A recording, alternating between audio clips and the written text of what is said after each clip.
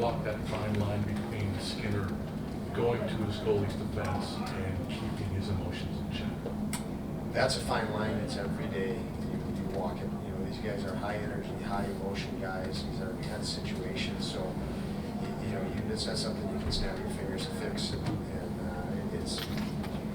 it's part of sports.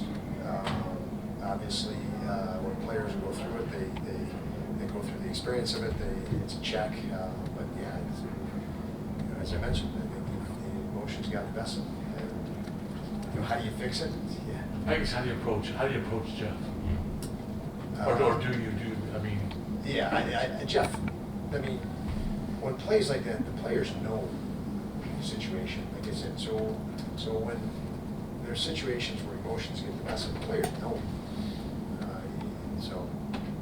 Don, what was your thought on the game you got out of Anderson? Like, there were a bunch of good saves there. Yeah, he's a very intelligent goaltender. He reads shooters extremely well in situations well, and he's always pretty steady for us. And I thought tonight he was steady enough. We could have done some things on the other end. That's, for me, that's the driving focus. Obviously, we have another game tomorrow against them. So when you're looking at that game, for me, you're looking at what can we do better for 60 minutes, and there's things we can and we're going to need to.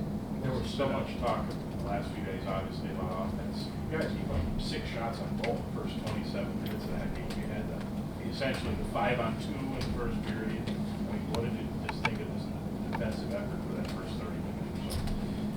Yeah, obviously they were sitting back a little bit. I think they were trying to feel the tempo and flow of the game. We had plenty of chances. I think we had a couple of goal posts, and so they hung around long enough to feel a little bit better than power play. You saw when they jumped on the power plays when they came to life. I think the first goal was a power play goal. But to that point, 5-on-5, we just couldn't make them pay with some really good opportunities that we had, and that they were able to hang around.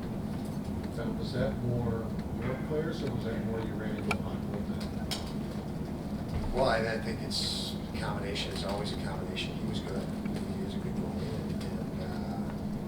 but again, I guess you'd say a couple of goal posts that could have went half an inch the other way.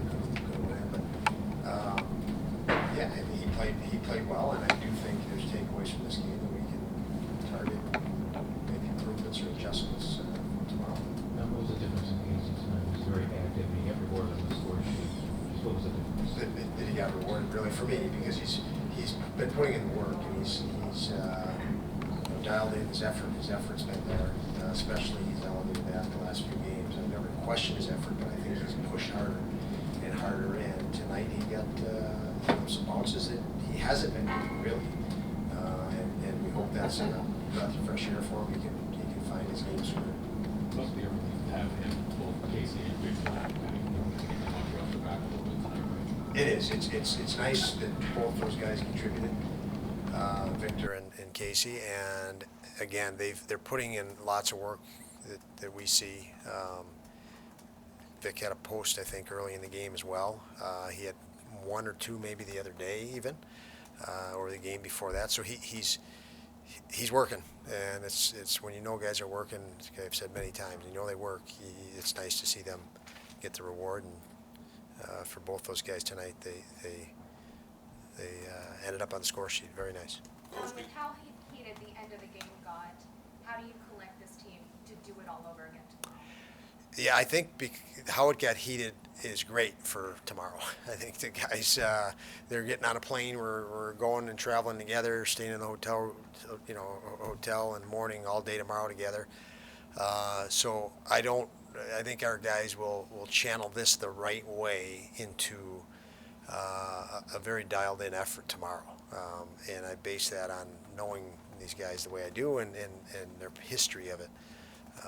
So yeah, it got pretty heated, but I think every guy in that room is they're disappointed, and they look in the mirror at themselves first, and that's what I like most about our crew. And It's our job as coaches to help them create a focus for that game tomorrow, and I think we can do that as well. Don, how impressed were you with Samuelson on the penalty kill? He seemed like a puck magnet at one point.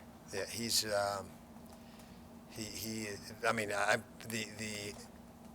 I'm impressed. Been impressed with Samuelson forever. So, but yes, that's where you see his true talent and his importance come to the forefront for our group. He's a heck of a player. Don, beyond holding on for dear life, when you enter overtime like you did, knowing that you're going to have to kill off the entire overtime, what's the strategy? Can you give any insight there? Well, you want to.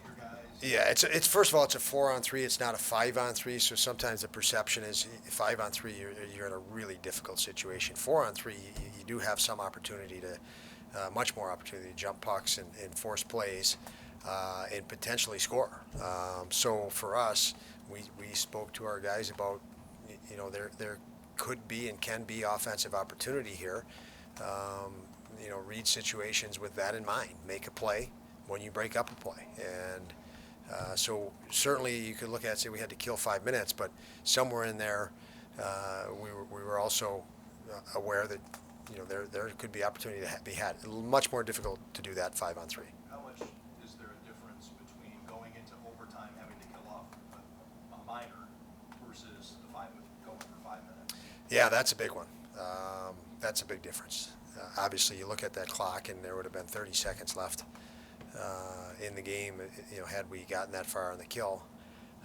So that is a significant difference. I'm not sure I've seen that. I've seen lots of things in hockey, but not sure I've seen that one ever. So.